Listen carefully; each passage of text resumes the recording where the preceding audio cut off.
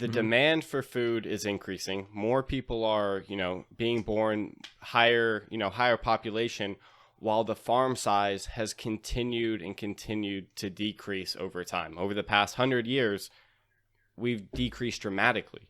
And, a big thing that we're beginning to see now is huge agribusinesses are taking out the family farms. And I mean, let me pull up the fact right here on one of the, big things about people who own this land for agriculture, that own the businesses. Here's just a couple names. These people own land that, produce our food. Scottie Pippen contributed to it, famous basketball player. He owned farmland. He owned a business that operated on the farmland. Charles Schwab, famous investor. David Rockefeller, he owned farmland. And it's crazy that now, it seems like owning a farm is more of like a rich man's game.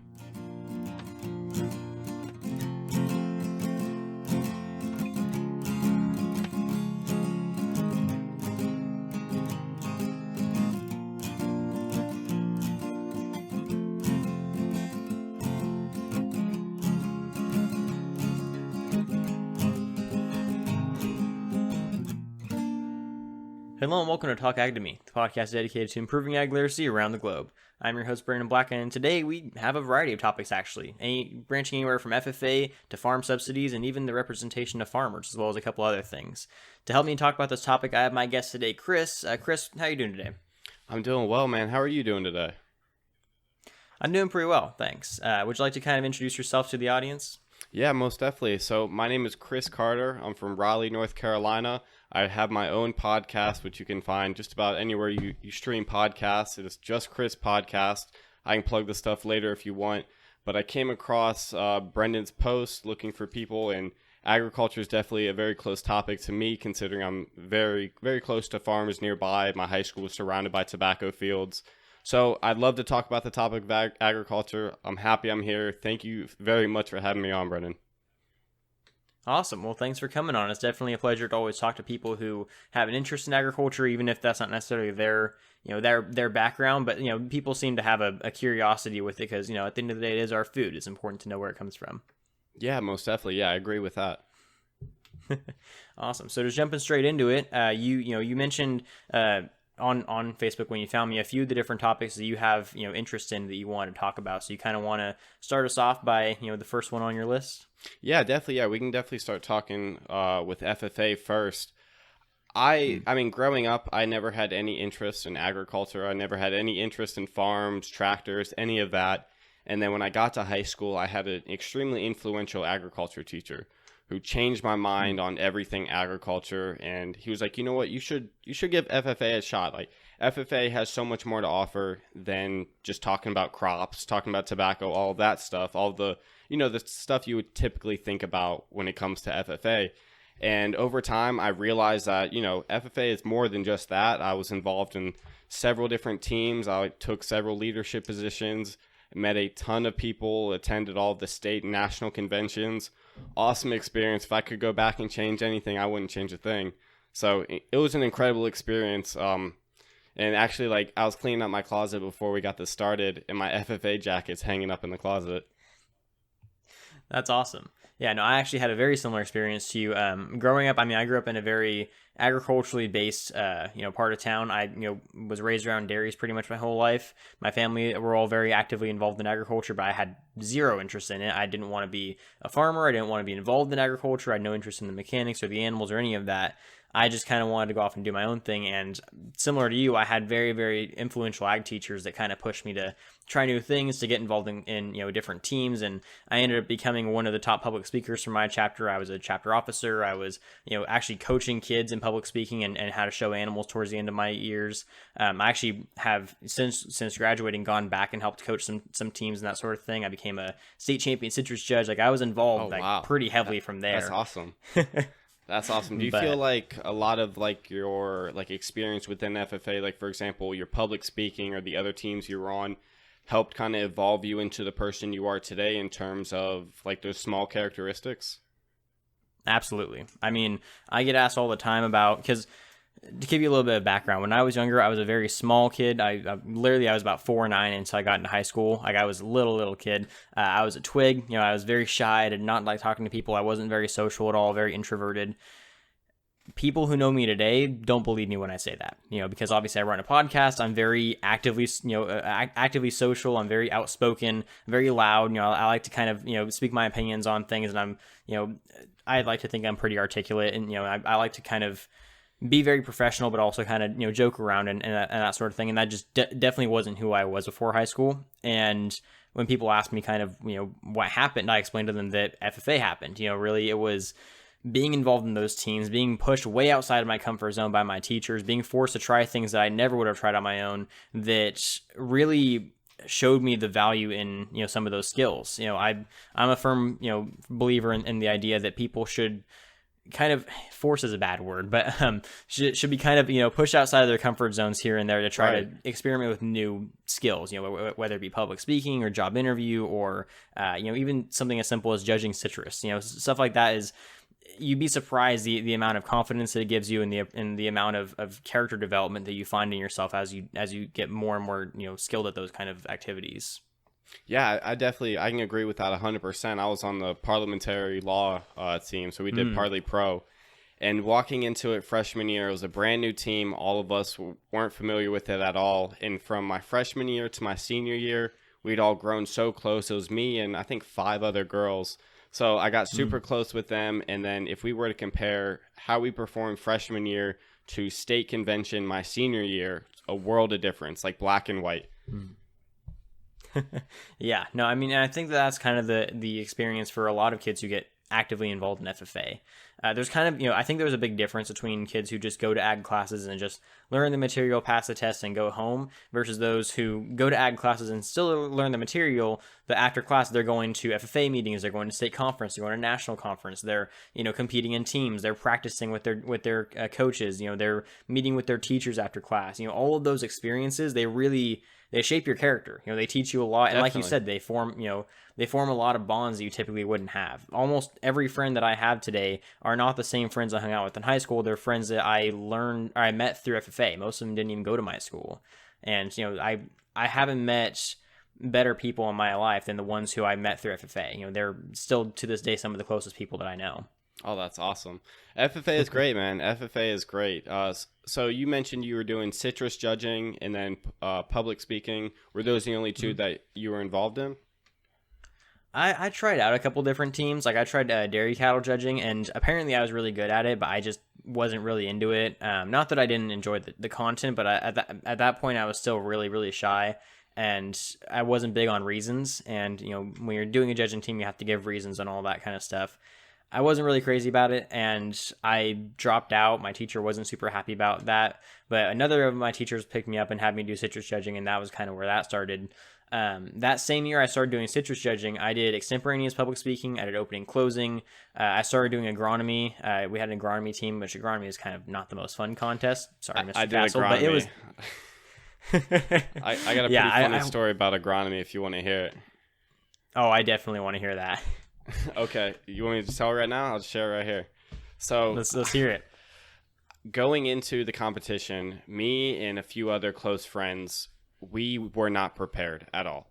We went to the study courses, we went and hung out with the teacher after class, try to get familiar with the subject, and we just weren't ready. So riding on the bus there, we were in the back, rather than preparing like everybody else did on the bus.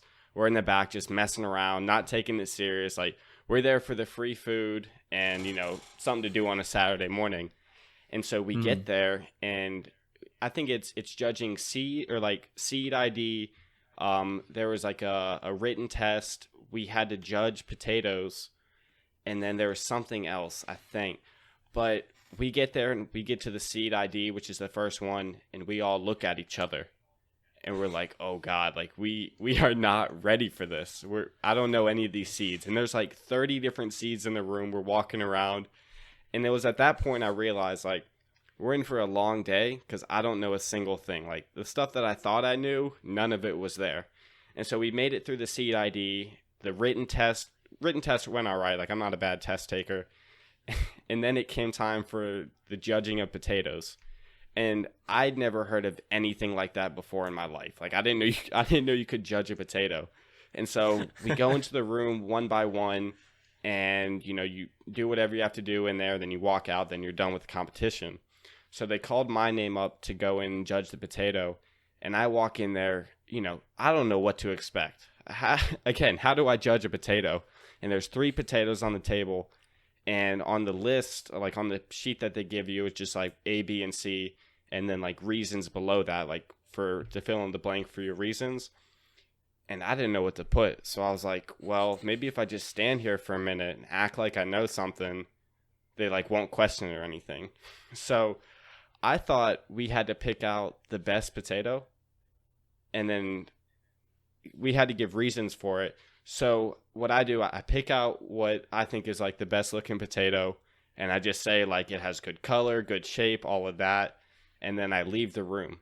And then when I leave, I go out into like the main area, and this guy's like, wow, like you were incredibly fast. Like I don't think I've ever met anyone that's like gone through it that quick, because I was there for maybe like 3 or 4 minutes. And then come to find out that you had to go through and judge each potato, give each of the reasons why you gave it, like why you ranked it that way, and then, defend your case there. And when I found that out, it was afterwards when they were giving out the awards. I was like, oh my God, I'm an idiot. And then we got the results back, and I think there were like 60 something people competing that day in a number of different contests. And it's me and 3 other guys, all on my team, the last 4 places in the competition. We finished in the dead last. Oh, no. And then that's when I told my ag teacher, I told her the story about the potato, and she's like, no, like, you're not supposed to do any of that. Like, you go in there and judge each one. Like, you don't pick out the best potato. That's probably why the guy thought, like, how quick you were, and you're probably good at it. But dead last. That's funny. Yeah, no, agronomy was such a weird contest. Like, we didn't judge potatoes. We judged bales of hay. And that was a weird situation. Like, I've grown up around hay my whole life because we had horses and cattle and all that kind of stuff. So like I've seen hay. Thought I knew what good hay looked like. They told us the entire contest, don't judge it off of color. Like the greenest hay is not the good hay. You want hay that has the right diameter of stick, and there's a proper ratio of sticks to leaves, and they don't have any flowers in them, and like all this kind of stuff. And I was like, okay, whatever, dude. I always picked the one that was the greenest, and it was always the best one. And so it was like I went through all the same had no idea what I was looking at in the seed the seed ID. I had no idea what I was looking at for like the weeds or any of that kind of stuff. I don't remember ever judging potatoes. I don't think that might be a North Carolina thing. Maybe I'm not sure. It might be an NC thing, right? But yeah, yeah, no, that's funny. I know. I still think about that to this day. Well, that's the funny thing about FFA is even when you're having like the most like nerve-wracking experience of your life in a contest, you're still gonna remember it, because of how how crazy it was that you were like at a different place judging potatoes of all things in front of a bunch of your friends. Exactly. And then if I my high school, like I said, was huge in agriculture, middle of tobacco fields, and then I went to a college in the mountains. And if I told the people in college, like, all of my FFA experiences, they would look at me like I'm crazy. Like, they wouldn't believe half the stuff. Like, because a ton of the kids, like, they weren't introduced to FFA. Their school didn't offer FFA. So, like, again, kind of back to the stereotype about farmers and FFA, like, they only see it as one thing. Like, you're a farmer, Right. Yeah, no, exactly. That's a really common misconception that I've seen quite a bit. I mean, even through the podcast, I've had people come on that haven't realized how advanced and how different farmers are than what they typically think them are. I mean, my own roommates, I'm in college right now. My roommates, they grew up in a farm town they grew up in my hometown. And, none of them were in FFA, but they all grew up around around farms their whole life. So they at least had an idea. But I would tell them about the stuff we do in FFA, and they would look at me sideways and go like, you guys really did that? And it's like, yeah, we really did that. That's how it worked. Like, that's funny. Yeah, the people outside of FFA just don't really understand it. Right.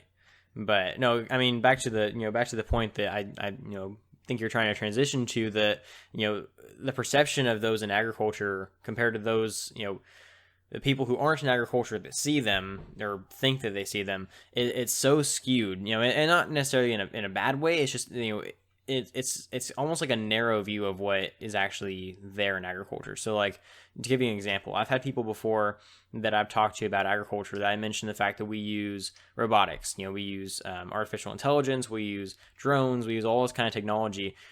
They look at me and they go, "You mean you guys don't just milk cows anymore?" And it's like, "No, dude. Like, we do, but we have an automatic milker now. We don't just stand there and milk cows, or like we have tractors that can drive themselves, and so we don't have to just go and pluck the corn ourselves. Like, there's a lot more out there than just some ECI. The farmer's not just some guy in overalls anymore."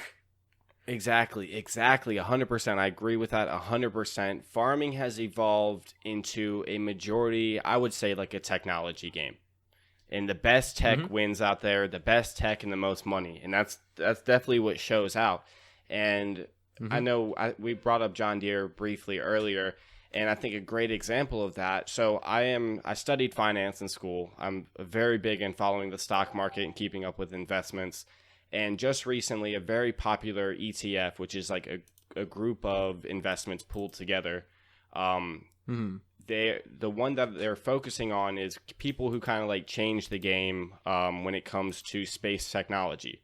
And so, like, as you can imagine, it's like SpaceX, Tesla, all these like, outer space type companies. And then just recently, John Deere was introduced into that pool of investments. And there was a ton of backlash on that. And then, it's typically the people who, don't understand how much technology is involved in farming is, kind of why that they were drawn off by it. But you think about it, the tractors today, like the computer in that is unreal. Like, it literally does everything for you. So what difference does it make either, a tractor in a field measuring the land or, going off the GPS, or a tractor on Mars going off the GPS? Like, it's doing the same stuff, Yeah, no, absolutely. And that's like you mentioned, people will get upset about investing in agriculture in the ways, from the stock perspective, investing in agriculture was seen like kind of a hopeless endeavor for a lot of people, until they realize that we're using more technology in agriculture than almost every other industry in the world. I mean, like, space excluded, 100%. Military excluded, but like, the automotive industry, not even close to what ag is doing yet. I mean, like, they're just getting self-driving cars out. We've had self-driving tractors for a few years now. Exactly. Like there's so much technological innovation, and it's just like you said. Agriculture today is a game of technology and money to an extent as well, because that all the technology right now is very expensive.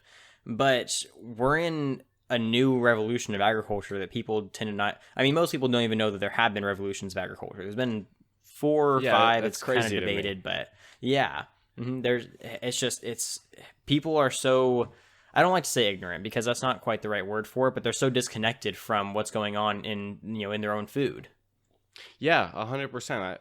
I couldn't agree with you more on that. They don't realize like the complexity to it. They don't realize how in depth farming goes. And right now, I work as an accountant for a waste management company. So I work for one of the competitors of Waste Management, the big trash corporation. And it's kind of the same thing, because people look at trash and they just see like, just the trash truck come and picks up your trash every week. But when I started working for it, I didn't realize, how complex the waste management business is. And, the technology that we use, we go off GPS and maps, all this super advanced stuff, and it goes deep. Like, I'm telling you, trash goes deep, and it's very, very similar to farming, because if you talk about trash around someone, like, they're just going to get like, the stereotypical like trash guy drives the truck around, picks up the thing, just like that. But it goes so much deeper than that. Very, very similar to agriculture. Yeah, definitely. I mean, I found that to be the case with a lot of industries. We focus a lot of our attention on the industries that we can directly see the evolution in front of us, like the automotive industry and like the phone technology kind of industry, and the entertainment industry. Obviously, a lot of that stuff we can see the technology evolving because they're showing us. With industries that we don't think about every day, because they're almost kind of what's the word I'm looking for? Like, they're lesser issues in a sense. That's not quite the right verbiage, but like, the things that we don't have to think about every day because they're being done automatically for us. Like, we don't have to go out and worry about our trash being picked up. We just have to set it on the side of the road, it gets picked up, and that's it. We don't have to worry about our food being grown because we just buy it in the grocery store and it's readily available for us. Like, these are issues that we're not actively having to focus on every day. Whereas if your phone breaks, you need to find a way to fix it. You need to take it to the store and make sure it's when it's not being shown directly to them, they're not going to know what's happening behind the scenes. And because of that, there's so much happening that they're missing out on. And it's almost a shame. It is. Yeah. Yeah, definitely. I can definitely see that. I mean, another kind of thing similar to that, my area that I live in, we're going through a ton of, changes in infrastructure. Large populations of people are moving to the area. We're transitioning out of, the small rural town to now, one of the popular suburbs outside the state capital. And I hear it all the time from people that, aren't from the area, and they get pissed off. I don't know if that's allowed said on the podcast. They get super mad because they're stuck behind a tractor on the road. And then, flashing their brights at the tractor, honking at them. And I'm like, oh my gosh, like, you just don't understand. You don't get it. It's so frustrating to listen to people rage about farmers and rage about farm equipment on the roads. They don't get it, man. They don't understand it. No, they absolutely don't. I mean, that was a big motivator behind starting my podcast, was trying to bring a lot of that to their attention. I was starting to notice a trend that, even if you kind of make people tangentially aware of what's happening, they tend to not go out and find the information for themselves. So the only way to get it to them is to bring it to them. And so that's what I did was, I was trying to focus a lot more on interviews with people that I knew didn't have that connection with agriculture. And so, like, one of my first episodes of my second season, which was more focused on those consumer interviews, was all about technology and agriculture. And my guest, to this day, he's one of my closer friends in the podcasting community. He had his mind blown when I told him that we use robots and artificial intelligence and GPS and, all this stuff. And he was like, you mean to tell me that we use more technology to grow food than to get us from point A to point B with our transportation? I was like, yes. Like, your food is so technologically advanced that it's like, and not just in the ways of like, we use a lot of mechanics for it. Like, people tend to think like, agriculture is technologically advanced. We have tractors. Like, no, we have tractors that can drive themselves. We have drones that can fly over a field and tell us where the higher concentrations of moisture are, where the higher concentrations of bug activity are. Like all this kind of, like, we can take soil samples to tell you exactly what nutrients are available for crops to absorb and whether or not they're going to be healthy for you. Like, there's so many different things that we can do that people don't even have a concept of until you introduce it to them. They get super excited when Tesla comes out with a new car that can do, this new cool thing that we could do for a while. We just didn't put it in cars yet. We were using it on other things. Yeah, 100%. Definitely 100% with that. They're just they're not familiar with it. And, I wished more people were involved, had interest in agriculture, because I think it can bring a ton more appreciation to what farmers are doing. Like farmers are slept on, but then you wake up every morning, you cook breakfast. Where's the food come from? A farm. You go out to lunch. Where's that food come from? A farm. Like, it all comes in on a truck from a farm. You know what I mean? Right. But absolutely. They just don't take that, don't take that to head. Right. Yeah. And I mean, I know that you brought up, John Deere earlier, and that you had some points you wanted to make on John Deere specifically. I'm not sure if, was there anything in particular on that side of the conversation you wanted to dive into a bit more? Yeah, I mean, we can definitely dive into some John Deere. I think so. I've been, while I was in college, I did, quite a bit of research on agriculture, and I somehow I tied it into my economics courses. So I did a lot of outside research on that, and found the best way to describe it to my class in like an economic standpoint. And the one thing that I came across that still stands out to me this day, I still see a ton of stuff about it when I'm going through YouTube or whatever. It's, the separation between John Deere and the consumers when it comes to their technology.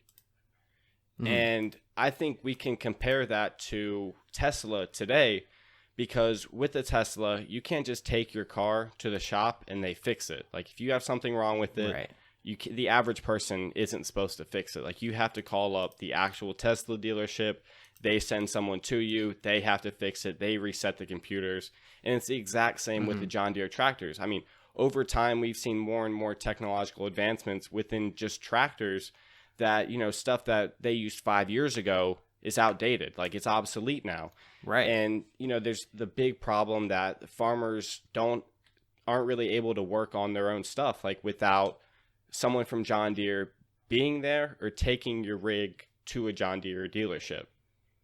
Right.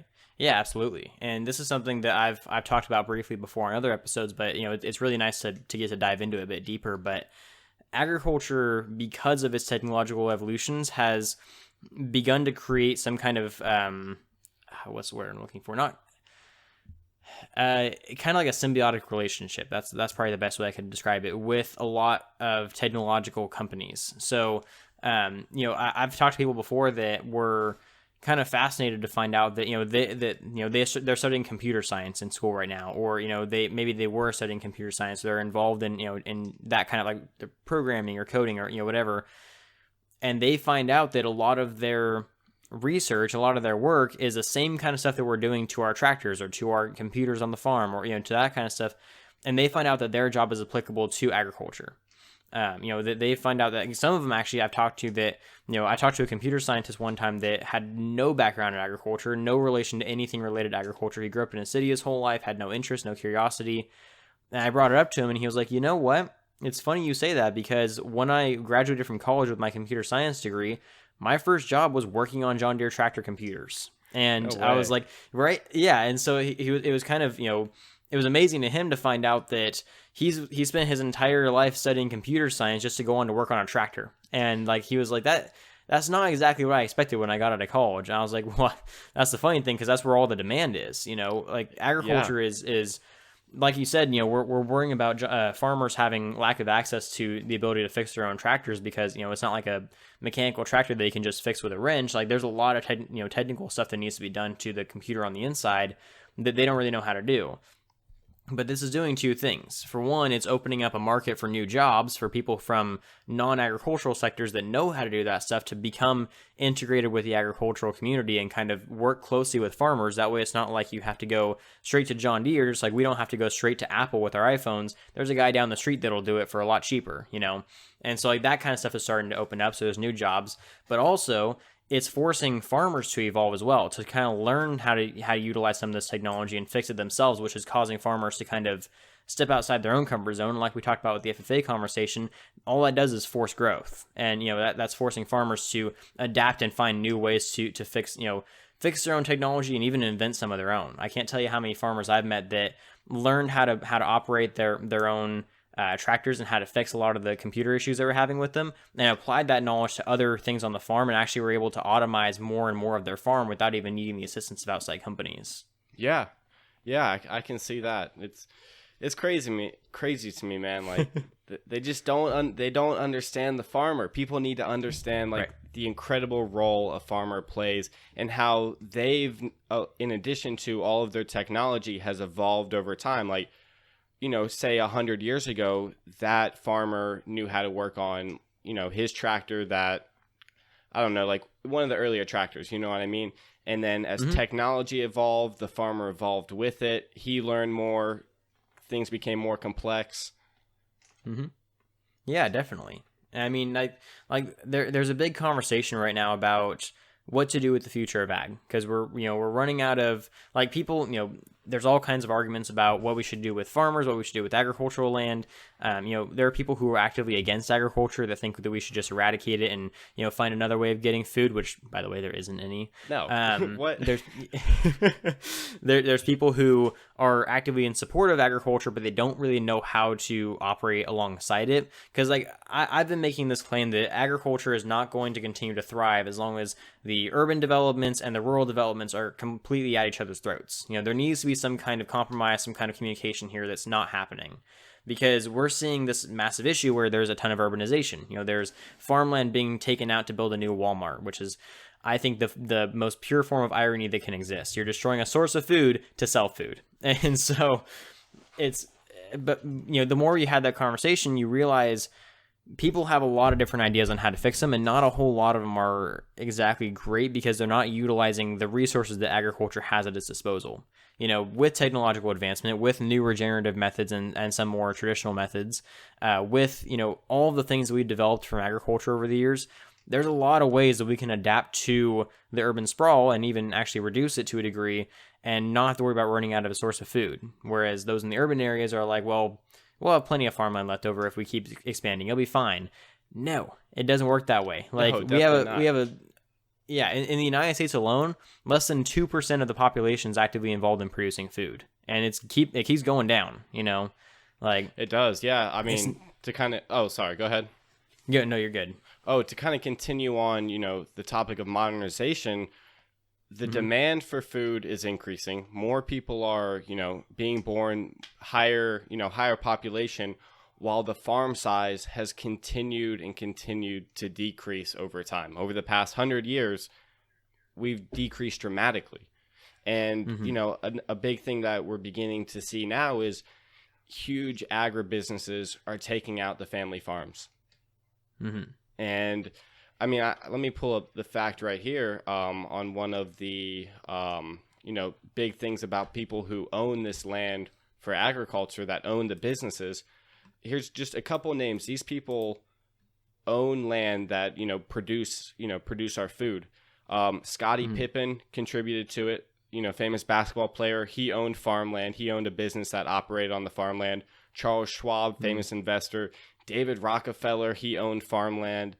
And it's crazy that now, it seems like owning a farm is more of like a rich man's game. Mm-hmm. And it's kicking out the family farms, which is, incredibly disappointing to see, because they're the ones, that started it. They're the ones that have continued to push over time. But as we make, again, I think like a common trend we're seeing here is like the involvement in technology. They're able to knock out more stuff quicker than what the average farm would. Right. Yeah, and you make a solid point about, agriculture is becoming a rich man's game. I can't tell you how many people I've had ask me, hey, if I wanted to start a farm, what would that take? First thing I tell them is a lot of money. It's a very, very steep, price of entry. It's not exactly the easiest thing to just jump into, because not only is the price high, but you have to find land, which is extremely difficult to find in certain areas of the country and especially the world. Like I live in California. You're not gonna be able to find land for cheap in California. It's just that's just how it is. It doesn't happen. Right. But you can find ways around it. There's definitely a bit, not necessarily abandoned, but like vacant lot farms that aren't being used anymore, but they're not quite bearing yet. You can rent out land, and there's other options for people. But I have all these people asking me why agriculture is getting so expensive, and why small farms are dying out and larger farms are taking over, and why family farms are going out of business and all this kind of stuff. There is one misconception I need to clear up, and that's that family farms are dying out by the millions. There are some family farms that are getting bought out by larger corporations. That is happening, but still about 96% of farms in the United States are family owned. They are getting bigger, and that's kind of why there's this idea that a lot of businesses are taking over them, because a lot of them are corporatizing into larger businesses. But that's mostly just to protect their own size. It's not necessarily to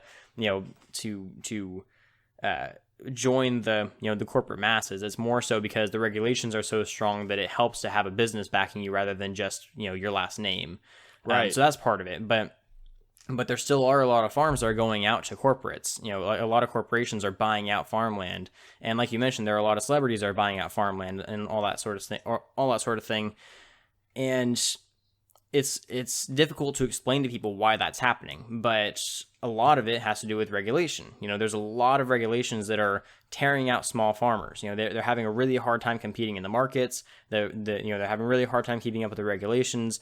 Some of them just can't afford to evolve with the technology. Like you mentioned, technology does definitely change the game quite a bit, because the larger farms can do it a lot better, a lot faster, and a lot cheaper.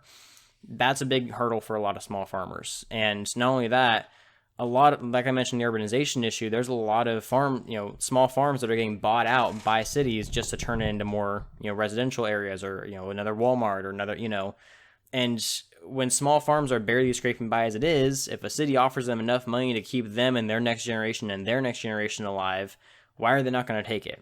Exactly. And so it's just there's so many issues that are facing small farmers, and I'm completely on the side of let's protect the small farmers as much as we can, but there's only so much we can do without a massive conversation being had across the whole country. You can't do a whole lot just by having a small conversation with the people who are being affected by it most. Yeah, I can definitely see that. There's, like we said, like a ton of benefits to this, but there's also, it's unfortunate, but there's, a dark side to farming when it comes to urbanization and these large corporations taking over. Something that I have written down here, when it comes to farm subsidies, the farmers, like the people that are on the land doing the work, they're not receiving the money. It's the people who own the land that are receiving the money. So over time, we've seen people begin to fill their pockets with money. And, we saw $3.1 billion of farm payments went to Washington, D.C. in recent years. $4.2 billion went to people living in Manhattan, and $1 billion in taxpayer money has gone to Beverly Hills. Now, think about that. How is that benefiting any of the farmers actually on the land? None of the farmers are living in Beverly Hills, Capitol Hill, or in Manhattan. Right. And another thing we have, another statistic that I have written down here, is that out of all of the total farm revenue in a year, only 8% of those farms generate 3/4 of the total revenue. And between the years 1995 and 2004, 22 out of the 435 federal districts received more than half of the federal agriculture subsidies. Yeah, that sounds about right. Yeah, and then in the same period, the top 1% of recipients that receive farm subsidies received 24% of the total pool of money, while the top 5 received more than half of that total pool of money.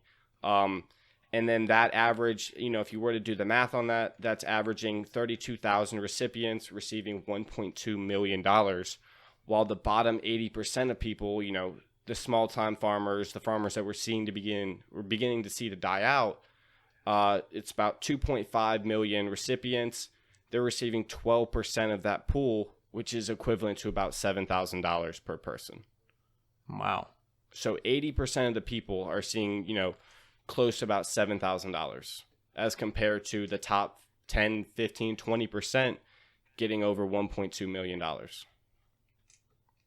It's unfortunate. And, like we said, it's turning into a rich man's game, and it sucks to see, truly. Yeah, no, it absolutely does. And, as someone who grew up in an agricultural area, as I'm sure you can relate to, there's nothing worse than seeing a family farm get torn down or get bought out by a larger company. It's a really heartbreaking thing to see, and it's a really difficult thing to prevent. And a lot of it has to do with, kind of like you said, the subsidy issue is definitely a large one. It seems that a lot of the issues facing agriculture right now are because of, top-down kind of control, whether it be from regulation or from subsidies or whatever the situation may be, or a lot of it is also like the urban sprawl issue. There's a variety of reasons why small farmers are struggling, but a lot of it has to do with they can't afford to survive, so they sell out their land to somebody bigger and continue to farm it for them, and then that somebody bigger gets paid for that land and then doesn't invest it back into the land. Yeah, I mean, there are definitely farmers who they take those subsidies and they invest it back into the land, into their workers, as they should. And that's exactly right. That's what we want to see here. Is the idea behind subsidies is not to pay farmers more for what they're doing. Is to pay them enough to try to supplement whatever their land is requiring. Subsidies are meant to improve agricultural production, not just to pocket. And so it's. That is a big issue that's kind of debated in the agricultural community, is what do we do about the subsidy issue? And in reality, there's not a whole lot we really can right now. It's kind of just it's terrible, and we would like to fix it if we could, but there's not a whole lot that the farmers have control over. And it just kind of basically we're stuck to the honor system right now. The good farmers who get the money, they're investing it back into their operations. Those operations make more money, and therefore they can pay their employees more. That's kind of the ideal situation. A lot of them aren't necessarily doing that. They're investing as much as they need to keep the operation going, and the rest of it goes towards personal expense. And that's something that really needs to be brought down on a lot more. But I kind of have it's tough when, a lot of the people like on Capitol Hill are receiving money. Like they're not going to put laws in effect that don't benefit them, which is unfortunate, extremely unfortunate. Right. That it's it's a greed thing. Right. No, exactly. It absolutely is. There's been a ton of laws passed in recent years that have more than damaged agriculture. There haven't been a ton that have exactly benefited those farmers. And a big part of it, and like you mentioned, is that people who are not even involved in agriculture directly are getting paid to help agriculture, and they're not. But again, the conversation comes down to how do we fix this? And I think that there's not an easy solution. My proposed solution is a lot of it's going to come through communication and education. A lot of, right. Let's talk to people who are actually voting on this stuff. So let's talk to the people who are funding this stuff. Let's talk to the people who are actively involved in these processes and see if we can get them to see what's going on and actually try to aid with it instead of just allow it to progress. But besides that, I'm not sure what else we can do. Yeah. It's definitely, it's an extremely tough thing to conquer. And I mean, as much as I would love to see, this problem be solved in the future, it's just kind of hard to see like the other end of the tunnel to it. You know what I mean? Right. No, and that's kind of the scary thing with the conversations about agriculture right now is nobody knows what the end of the tunnel is going to look like. In any of the situations regarding agriculture, we don't know what's going to look like in the next 30 years where we're going to have to be feeding 10 billion people. We don't know what's going to look like when we start taking up way too much land and we don't have enough left to feed everybody. We don't know what it's going to look like when we start getting, regulations that are so heavy that they're completely driving out any form of small farmer that's left. There's a lot of, what ifs and maybes, and it's almost overwhelmingly pessimistic when you start to think about it. It is, but it's unfortunate to think that way, but like that's kind of the reality of it. Right. No, and you're right, and it is. I think it's important though to have the conversations, not for the sake of boo-hoo, this is what's going to happen, but more so we can have the conversation about, okay, well, we have some time before this starts to cause some damage. Is there anything we can do about it right now? And if so, or if not, what do we need to start doing so that we can fix some of it right now? It's like we're talking about, communication is everything. Yeah, definitely. And when I was in high school, when I was in FFA, I was a part of a program where we went to local middle schools and we taught the kids about agriculture. And one of the schools we went to was actually my old middle school. And, it's kind of I don't know the word to describe it, more like the upper class, like upper middle class. Okay. Like that's kind of the demographic of where my middle school was. So a lot of these kids aren't familiar with it at all. So I think it was awesome for us to go in there and actually teach them about this stuff that they're never going to learn about unless they're told, And I think, I think more should be put into expanding agricultural education, expanding FFA, really bringing more people to a conscious idea of it. Right. Yeah, no, absolutely. And I think that, ag education is one of the most important things that you can learn in school. I mean, I've been arguing forever that agriculture should not just be an elective, that it should be more commonly associated with the rest of the regular curriculum. And, maybe don't require it every year, but, at least, make kids try it for a year and kind of get exposed to what's going on, around them and, get some experience with, showing and with leadership potential and with public speaking and with all those other things, I think that that's going to be one of the only ways that we effectively mitigate a lot of these issues that we're going to be seeing over the next few years. Yeah, I can definitely see that. And I mean, what's the worst thing that could happen if these kids are required to take agricultural education classes? I mean, we could see both ends of the spectrum. One, they could be very similar to like you and I, where we had no prior passion for agriculture and then discover it. Or there could be the kids that, they take the class and like, this really isn't my thing, but I did learn though. Right. Yeah, and that's, at the end of the day, that's all we really want. Like I've said forever, I push the idea that people should need to learn agriculture, not because we need more people in agriculture. We just need more people that support agriculture. Definitely. I've made a ton of friends, through this podcast. I've had a lot of good conversations, and a lot of them have ended with, you know what, that's really interesting. These people aren't going to go on to become farmers, but they at least have a better idea of what's going into their food that they're buying in the grocery store. They're knowing what to vote on and what to purchase, and where to invest their attention. And most of it has to do with preserving agriculture, not allowing it to just get pummeled to dust, basically. Yeah, definitely. I mean, something that I saw last week. So being on the East Coast, we recently had a pretty big gas shortage. North Carolina had 77% of all gas stations completely out of gas. So I think if it was unreal, I'm telling you, like, I waited 40 minutes just to fill up my tank one day. Jeez. But we could look at it the same way with agriculture. If we slowly began to see, the products decreasing, the revenue decreasing per product, or eventually just a complete stop to it, people are going to panic. Mm-hmm. And then, like what I was doing as I'm sitting in the gas line for 40 minutes, I'm like, why wasn't I more proactive? Why didn't I fill up my tank yesterday? Right.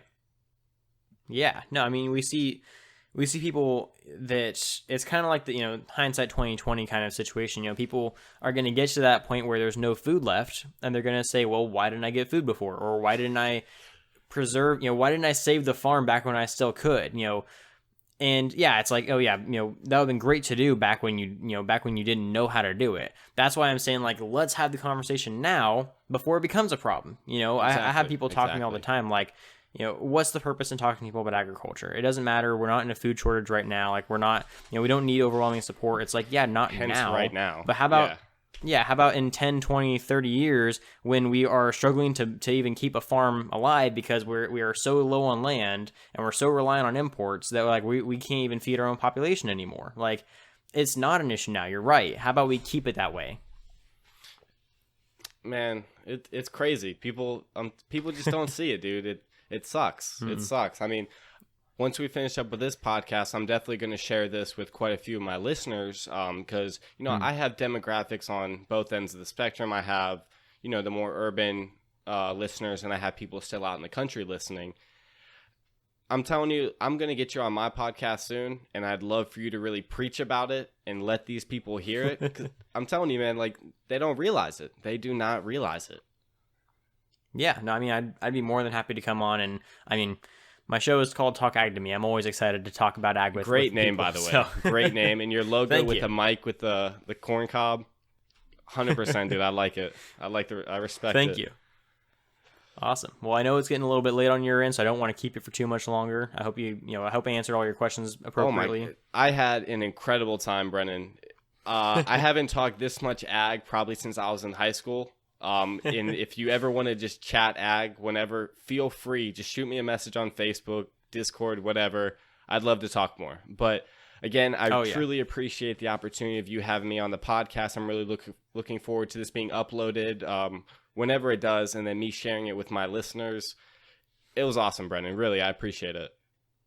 Awesome. Well, I definitely appreciate you taking the time. I'm always happy to talk about ag, especially with people who have experience, who went through FFA, who kind of know the same kind of things that I know. It's always kind of like a fresher breath of fresh air. That's how the goes. But it's always nice to get to talk to people who kind of have that same background that you do. So thanks again, Chris, so much. Before we close out, do you kind of want to plug all your stuff, let everyone know where they can find you?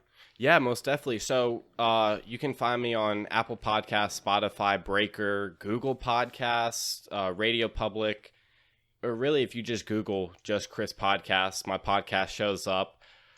I'd love to talk. I'd love to hear more from listeners. I love taking in more stuff and, learning, very similar to you.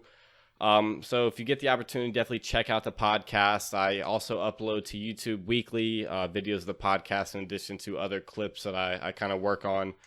But, that's where you can find me. Again, Brendan, truly, I appreciate it. Awesome. Well, thanks again, Chris. I definitely appreciate it as well. Thanks again to all the listeners for tuning in as well, and thanks for all your support over the past 3 years. I hope to catch you all in the next one. And don't forget, if you ate today, thank a farmer.